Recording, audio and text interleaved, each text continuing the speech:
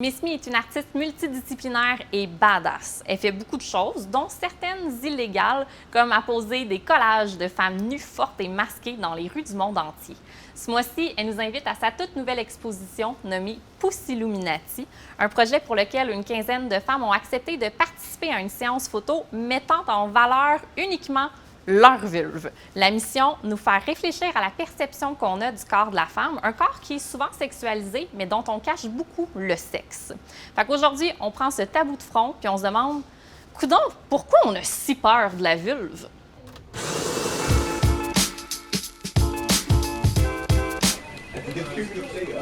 Miss Me, c'est quoi l'objectif derrière le mot valise Pussilluminati? Le mot en soi, ça va avec l'illustration. C'est parti d'une blague, entre guillemets. C'était à l'époque où tout le monde parlait des Illuminati. Je ne sais pas si tu te rappelles de cette fameuse époque où tout le monde envoyait partout, tout le monde avait découvert qu'il y avait soi-disant... Ouais, Clinton, tout le monde. C'était devenu du gros n'importe quoi. Et tout le monde disait que quand Jay-Z faisait ça, c'était genre le diamant, les Pussilluminati, les sociétés secrètes qui dirigeaient tout. C'est genre n'importe quoi. Oui. Et moi, je disais, je sais pas, pour vous, moi, j'ai jamais vu un diamant. Moi, j'ai des diamants comme ça, jamais. Par contre, moi, les vagins comme ça, j'en vois beaucoup plus. Et moi, j'ai toujours vu comme des vagins. Et ça me faisait rire.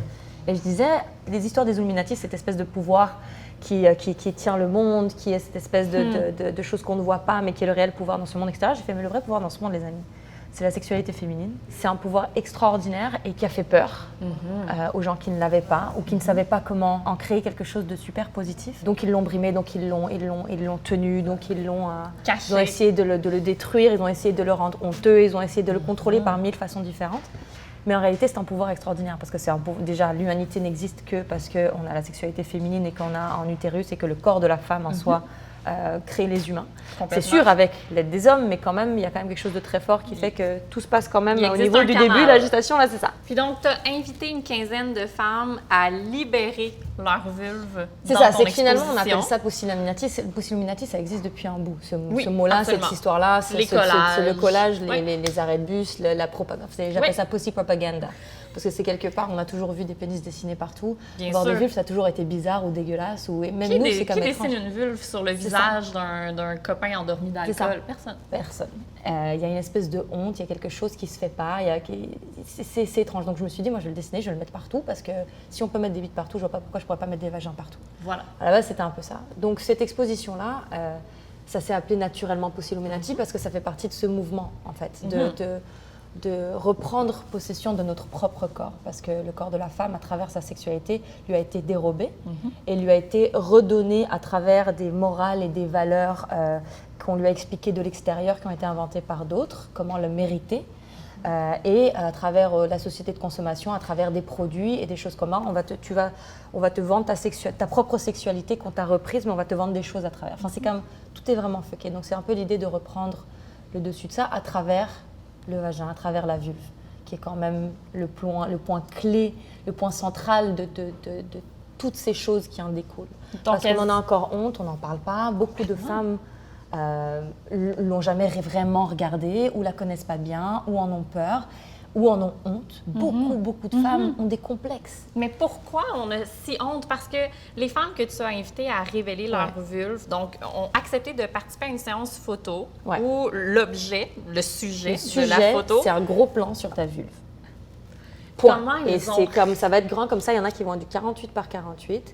Et c'est comme in your face. Et je l'ai fait avec une photographe qui s'appelle Nastia, qui a une esthétique et un œil qui fonctionnait pour moi très bien pour ça. Elle a une esthétique, elle fait souvent des bouches et des visages, des close-up, parce qu'elle va garder le côté très réaliste et raw, tu vas voir le grain de la peau, etc. Mais il y a une esthétique derrière. Mais à la base, est-ce que ces femmes-là étaient fières de leur vulve ou comme plusieurs d'entre nous, elles en avaient honte? Elles sont venues parce qu'elles avaient un cheminement. Alors elles étaient toutes très différentes. Je suis contente d'avoir réussi ce casting parce que c'est pas évident de faire un casting de femmes que tu ne vois pas et à qui tu n'as pas vraiment vu la vulve, parce que tu veux pas tellement. Parce que c'est toujours compliqué quand tu fais un casting. Quand tu rejettes entre guillemets ou que tu choisis pas plutôt, c'est considéré comme un rejet ou ça peut être vécu comme un rejet, ça ne l'est pas. Et tu sais pas trop pourquoi. Donc si tu as quelconque complexe, tu vas sûrement dire c'est sûrement à cause de ça, parce que les femmes fonctionnent souvent comme ça. Quelque chose ne fonctionne pas, c'est pas parce qu'il y a eu 1000 raisons autour, on va se dire c'est ma faute le problème. Right? Donc c'était très compliqué d'essayer de naviguer ça et d'avoir un espèce de casting le plus varié possible, parce que l'idée c'était de montrer toutes les variations, pas possibles, mais un magnifique éventail d'ethnicité, d'âge, de culture, de pilosité, de toutes sortes de choses comme ça. Donc on a assez bien réussi. Et non, il y en a qui sont venues parce qu'elles étaient fières.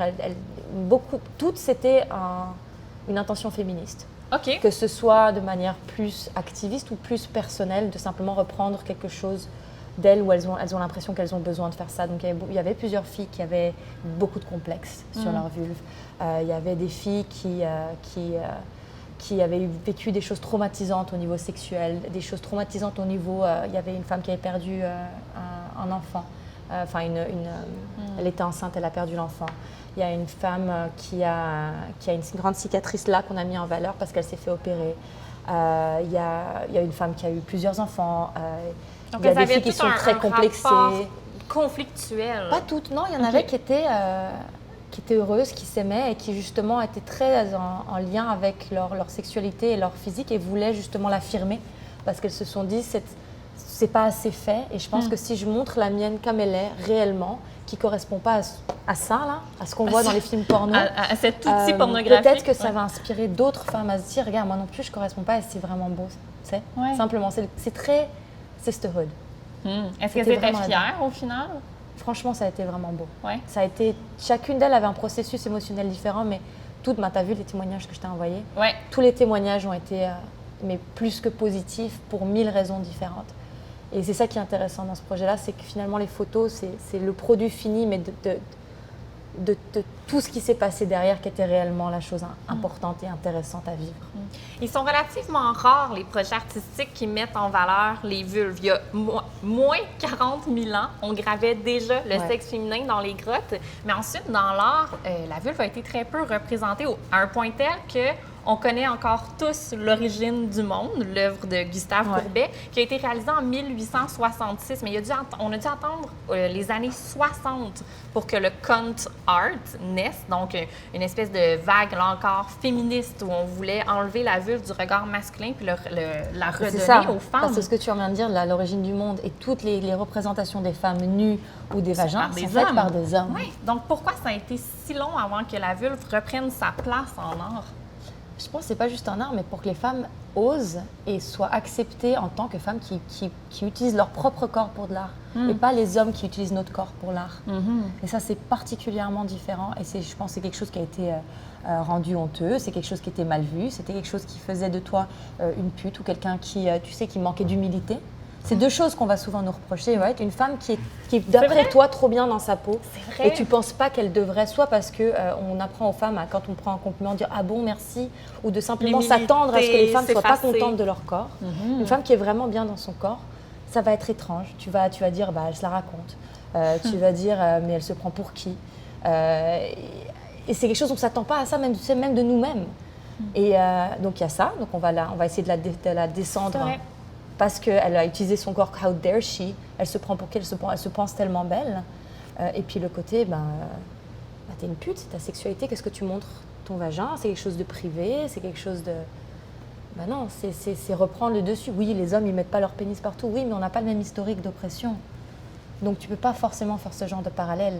Quand on sera exactement au même niveau, oui, on pourra faire ce genre de parallèle, mais comme n'importe quelle revendication et prise de position dans des droits civiques, des choses comme ça, quand ce sont ça vient de groupes qui ont été opprimés, tu ne peux pas les comparer aux groupes qui n'ont jamais été opprimés parce qu'on n'a pas le même historique. Et c'est dommage parce que cette espèce de libération-là que tu prônes par l'art, elle est extrêmement censurée. Une femme qui, par empowerment, voudrait mettre des photos de vulve sur Instagram, c'est toute l'histoire, on en discutait. Comment est-ce qu'on va mettre ça sur Instagram? C'est impossible. Donc on a pixelisé le truc, on a fait des... C'est hyper censuré sur les réseaux sociaux. Il n'y a pas de moyen de promotion de cette œuvre-là. C'est super choquant. C'est très difficile parce que dans les réseaux sociaux, actuellement, tu ne peux plus ignorer ça comme monde en soi. C'est un espèce de monde parallèle qui tu ne peux pas l'ignorer. Au début, je peux comprendre qu'il y avait des règles. Oui, tu n'as qu'à le mettre ailleurs, etc. Sauf que c'est réellement un monde parallèle. C'est le canal le plus important. Donc, je peux comprendre le côté censuré pour la violence et un certain type de sexualité. Oui, la haine. Pour moi, la haine, c'est aussi une espèce de violence émotionnelle, mais absolument. Mais ça pose des problèmes parce que ça fait, entre guillemets, jurisprudence morale quelque part, tu vois. Et c'est compliqué à gérer. Parce qu'en réalité, Il y a une différence entre sexualité et vulgarité, il y a une différence entre nudité et sexualité. Il y a toutes ces différences, c'est des choses qui sont extrêmement variées et nuancées, mais qu'on apprend à personne en prenant des décisions aussi strictes que ça. Oui, puis c'est pas en empêchant la diffusion aux masses d'œuvres où on redonne la vulve à la femme, Exactement. où on encense sa diversité, qu'on va réussir à s'éloigner de cette idée ça. préconçue et des Exactement. stéréotypes qui nous forcent dans un carcan. Dès que tu rentres dans la commercialisation, dans la légalité, c'est-à-dire tu t'enlignes avec des lois, Ouais. et puis la sexualité féminine dans ce genre de choses-là pose aucun problème. Right? Ben non. Mais quand c'est au niveau artistique et c'est revendicatif et qu'il n'y a rien tu payes de taxes à personne, tu n'as registré ton truc à personne, là, ça devient un problème. Donc, comment on fait en 2017 pour faire la paix avec la vulve? Comme une des femmes a écrit dans ses témoignages, elle a écrit quelque chose que j'ai trouvé tellement brillant. Elle a dit, parce que j'aurais dit pourquoi vous avez fait ça, genre une des questions. Et elle disait, because I want to be a creator of content and not just consume content. Wow! Et je pense que c'était Wow. vraiment bien phrasé, parce que moi, c'est ce que je fais. Je refuse de juste consommer ce qu'on me donne, parce que ça ne me va pas, ça me parle pas, ça ne me correspond pas. Donc, j'en crée du contenu. Tu veux créer du contenu plutôt Et donc, qu'être ce qu'on a seul fait avec ça, objet. exactement. Pas juste objet, c'est qu'on m'apprenne des choses. Tu n'as rien Ouais. à m'apprendre. Sur ça, tu n'as rien à m'apprendre. D'autres femmes ont des choses à m'apprendre, mais toi, avec tes pubs, tes machins, tu n'as rien à m'apprendre. Tu as à apprendre de moi. Donc, avec cette exposition, on va créer du contenu. On va te montrer la beauté et la diversité de la vulve comme tu l'auras jamais vu. Et c'est extraordinaire. Vraiment, c'est extraordinaire. Donc, c'est ça. On va créer du contenu pour ne pas être la victime du contenu des autres. Tu es probablement une des femmes qui fait en sorte que je m'aime davantage. Ah, j'aime À ça! chaque fois que je vois tes collages, à chaque fois que je te lis, que je regarde un de tes courts-métrages, que je te parle, je me sens fière. J'ai envie de m'exhiber. Et en attendant de le faire, bien, on pourra voir les femmes qui, elles, ont osé se montrer devant votre caméra à partir du 7 septembre à la galerie COA sur Saint-Laurent. C'est ça. Et on manquera pas ça. Bravo. Merci. T'es hot. Toi aussi.